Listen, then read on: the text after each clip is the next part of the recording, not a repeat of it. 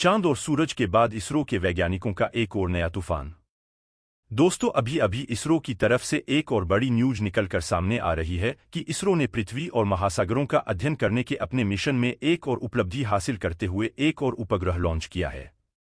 भारत का सबसे एडवांस मौसम सैटेलाइट 3DS 17 फरवरी 2024 की शाम 5:35 पर लॉन्च किया गया। दोस्तों, अभी कुछ समय पहले ही इसरो ने चांद पर बवंडर मचाया था और फिर सूरज पर भी पहरेदार तैनात कर दिया है। इसरो की इस कामयाबी को अमेरिका ही नहीं बल्कि रूस भी आंखें फाड़ फाड़ कर देख रहा है। दोस्तों, हमारे वैज्ञानिकों ने कुछ ऐसा तूफान मचाने की सोची है कि चीन भी मोए मोए करने लग गया। दोस्तों, भारत ही तीर से कई निशाने साध रहा है और नाम मौसम सैटेलाइट का लिया जा रहा है, लेकिन क्या ये वास्तव में मौसम सैटेलाइट ही है या फिर गणित कुछ और ही है? क्योंकि इसरो ने सूरज पर जो मिशन भेजा था उसके साथ भी कुछ ऐसा ही हुआ था। और अभी 1 जनवरी को जो सैटेलाइट लॉन्च किया उसके साथ भी इसरो ने बहुत बड़ा खेल खेला है, जिसका पता अब दुनिया को लगा है। तो नासा भी इसरो की तकनीकी से चौड़ियां गया है, लेकिन उसी दौरान इसरो ने एक ऐसे मिशन पर काम किया है जिसके खुलासे से पूरी दुनिया में हड़कंप सा मच गया है। तो दोस्तों, तैयार हो जाइए अब पूरी कहानी की तह तक जाने के लिए। लेकिन उससे पहले यदि आप चैनल पर पहली बार हैं तो चैनल को सब्सक्राइब कर ले ताकि वीडियो में दी गई सारी जानकारी आप तक पहुंच सके और इसरो के वैज्ञानिकों की मेहनत और प्रयास के लिए कमेंट बॉक्स में जय हिंद जय इसरो जरूर लिखें। दोस्तों, भारत स्पेस की इस रेस में पीछे नहीं रहना चाहता, इसलिए इसरो ने इस मिशन को सफलतापूर्वक अंजाम दिया है। दोस्तों, अब ने GSLV रॉकेट के साथ तीसरी पीढ़ी के मौसम पूर्वानुमान संबंधी उपग्रह इनसेट 3DS को आंध्र प्रदेश के श्रीहरिकोटा में स्थित सतीश धवन स्पेस सेंटर से लॉन्च किया। 51.7 मीटर लंबे GSLV F-14 रॉकेट से लॉन्च किए गए 2274 किलोग्राम वजनी उपग्रह के बारे में जानकारी देते हुए ने कहा कि यह भारतीय मौसम विज्ञान विभाग IMD सहित पृथ्वी विज्ञान मंत्रालय के तहत विभिन्न विभागों को सेवा प्रदान करेगा।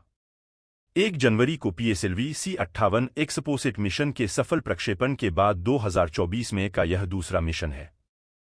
श्रीहरिकोटा स्थित Satish Dhawan space centre SDSC के दूसरे लॉन्च पैड से GSLV F-14 रॉकेट के जरिए इनसैट 3DS सैटेलाइट को उसकी तय कक्षा में छोड़ा गया।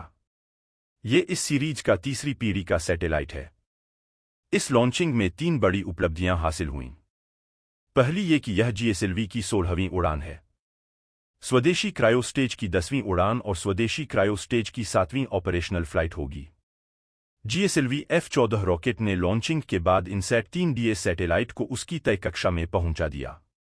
इसके बाद ही सैटेलाइट के सोलर पैनल्स भी खुल गए हैं, यानी अब इसरो के इस सैटेलाइट को सूरज से मिलने वाली रोशनी से ऊर्जा मिलती रहेगी। यह काम करता रहेगा। यह सैटेलाइट 170 किलोमीटर पेरिजी और 36,647 किलोमीटर एपोजी वाली अंडाकार GTO कक्षा में चक्कर लगाएगा।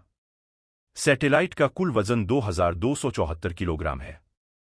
इस सैटेलाइट को पृथ्वी विज्ञान मंत्रालय ने फंडिंग की है।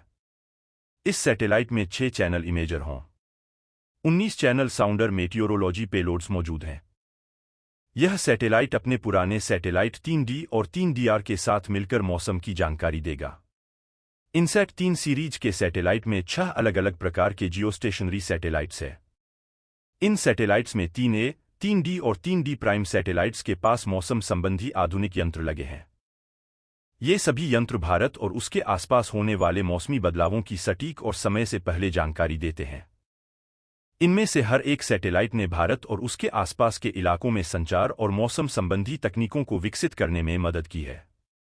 इन सैटेलाइट्स का संचालन इसरो के साथ साथ भारतीय मौसम विज्ञान विभाग IMD करता है, ताकि लोगों को प्राकृतिक आपदाओं के आने से पहले ही जानकारी दी जा सके, उन्हें सुरक्षित स्थानों पर पहुंचाया जा सके।